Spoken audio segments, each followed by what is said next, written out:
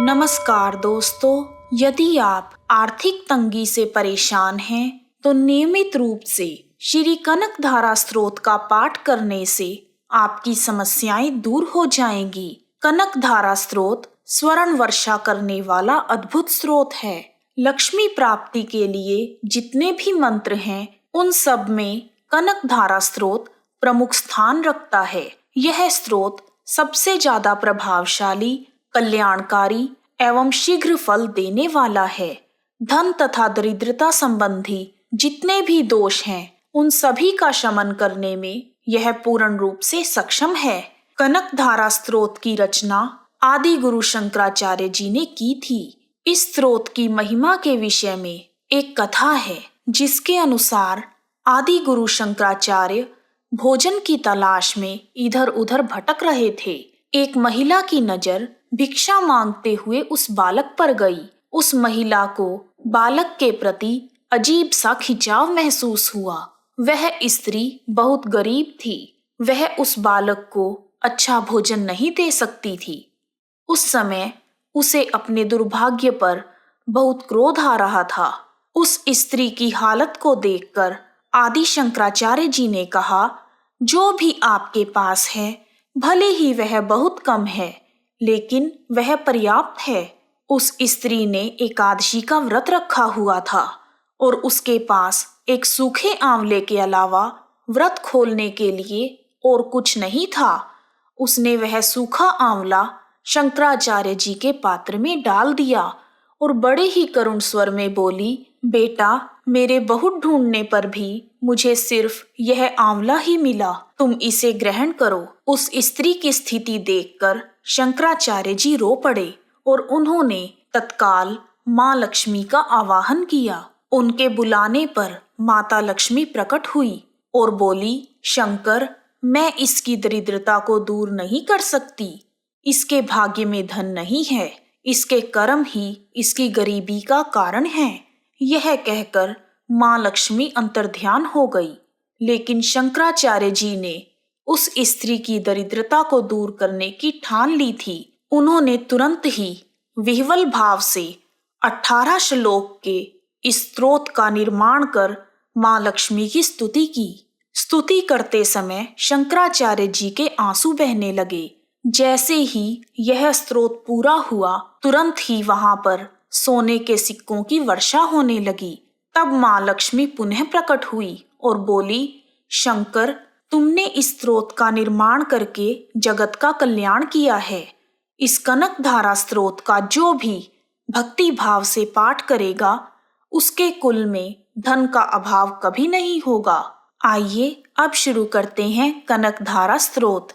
ओम वम श्रीम वम ऐं ह्रीं श्रीं क्लीं कनकधार्ये स्वाहा।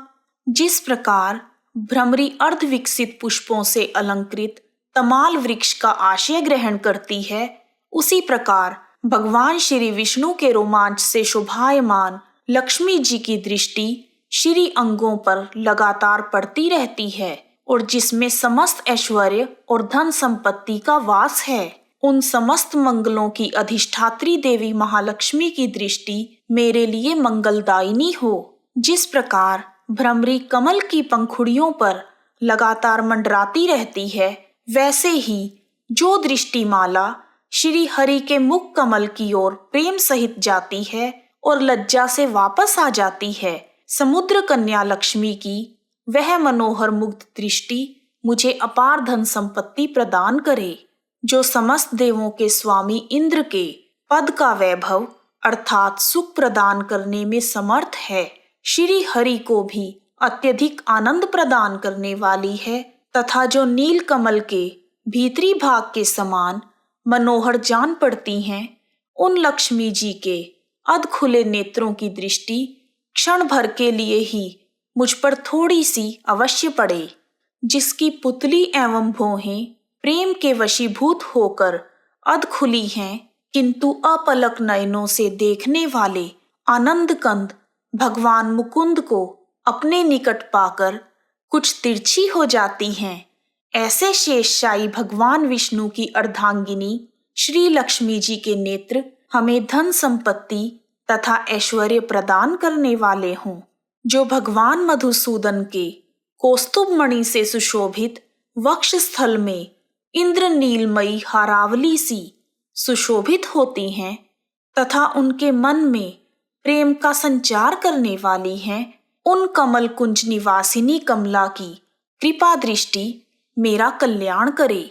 जैसे बादलों की घटा में बिजली चमकती है, उसी प्रकार जो कैटभ शत्रु श्री विष्णु भगवान के मेघमाला के समान श्याम सुंदर वक्ष स्थल पर प्रकाशित होती हैं, जिन्होंने अपने आविर्भाव से भृगुवंश को आनंदित किया है तथा जो समस्त लोकों की जननी हैं, वह भगवती लक्ष्मी मेरा कल्याण करें। समुद्र कन्या कमला के वह मंद, अलस, मंथर और अधखिले नेत्र, जिनके प्रभाव से कामदेव ने मंगलमय भगवान मधुसूदन के हृदय में मुख्य स्थान प्राप्त किया था, वह अधखिले नेत्र आज मेरा कल्याण करें।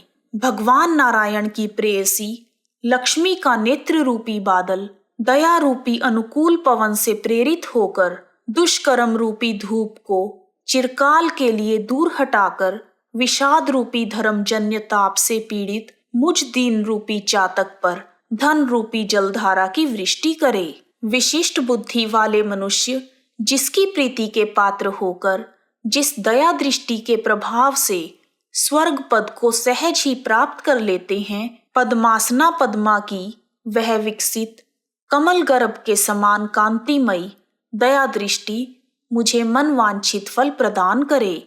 जो सृष्टि की रचना के समय ब्रह्म शक्ति के रूप में विराजमान होती हैं और सृष्टि के पालन के समय श्री हरि भगवान की पत्नी तथा प्रलय लीला के समय शाकंभरी देवी अथवा चंद्रशेखर वल्लभा पार्वती के रूप में अवस्थित होती हैं, उन त्रिभुवन के एकमात्र पिता भगवान नारायण की नित्य यौवना प्रेयसी श्री लक्ष्मी जी को नमस्कार है। हे माते, शुभ कर्मों का फल देने वाली श्रुति के रूप में आपको मेरा प्रणाम है। रमणीय गुणों की सिंधु रूपा रति के रूप में आपको नमस्कार है। कमल वन में निवास करने वाली शक्ति स्वरूपा लक्ष्मी को मेरा नमस्कार है तथा पुष्टि रूपा पुरुषोत्तम प्रिया को नमस्कार है। कमल वदना कमला को नमस्कार है। क्षीर सिंधु सभ्यता श्री देवी को नमस्कार है। चंद्रमा और अमृत की सगी बहन को नमस्कार है। भगवान नारायण की वल्लभा को नमस्कार है। कमल के समान नेत्रों वाली आदरणीय माते, आपके चरणों में किए गए प्रणाम संपत्ति प्रदान करने वाले, संपूर्ण इंद्रियों को आनंद देने वाले, साम्राज्य देने में समर्थ, सारे पापों को हर लेने के लिए सर्वथा उद्यत हैं। मुझे आपकी चरण वंदना का शुभ अवसर सदा प्राप्त होता रहे। जिनकी कृपा दृष्टि के लिए की गई उपासना साधक के लिए संपूर्ण मनोरथों और संपत्तियों का विस्तार करती है, ऐसे श्री हरि की प्रिया आप लक्ष्मी देवी का मैं मन, वाणी और शरीर से भजन करती हूँ। हे भगवती हरिप्रिया, तुम कमल वन में निवास करने वाली हो। तुम्हारे हाथों में नील कमल सुशोभित है। तुम अत्यंत उज्जवल वस्त्र, गंध और माला आदि से सुशोभित हो। तुम्हारी झांकी बहुत ही मनोरम है। त्रिभुवन का ऐश्वर्य प्रदान करने वाली देवी मुझ पर प्रसन्न हो। दिग्गजों द्वारा स्वर्ण कलश के मुख से गिराए गए आकाश गंगा के निर्मल एवं मनोहर जल से जिनके श्री अंगों का अभिषेक होता है, संपूर्ण लोकों के अधीश्वर भगवान विष्णु की गृहिणी और क्षीर सागर की पुत्री जगत जननी लक्ष्मी को मैं प्रातः काल में प्रणाम करती हूँ। कमल नयन केशव की कमनीय कामिनी, हे कमले, मैं दीनहीन मनुष्यों में अग्रगण्य हूँ, अतः तुम्हारी कृपा की स्वाभाविक पात्र हूँ। तुम उमड़ती हुई करुणा की बाढ़ की तरह तरंगों के समान दृष्टि से मेरी ओर देखो। जो मनुष्य इस स्तुति द्वारा प्रतिदिन वेद त्रयी स्वरूपा त्रिभुवन जननी माँ लक्ष्मी की स्तुति करते हैं, वह इस भूतल पर महान, गुणवान और अत्यंत सौभाग्यशाली होते हैं तथा विद्वान पुरुष भी उनके मनोभावों को जानने के लिए उत्सुक रहते हैं। इति श्री कनकधारा स्तोत्रम। आदि गुरु शंकराचार्य जी के द्वारा रचित इस चमत्कारी कनकधारा स्तोत्र का पाठ जो मनुष्य पूरे भक्ति भाव से करते हैं वह लोग कुबेर के समान धनी होते हैं। बोलो लक्ष्मी मात की जय। या देवी सर्वभूतेषु लक्ष्मी रूपेण संस्थिता नमस्तस्यै नमस्तस्यै नमस्तस्यै नमो नमः।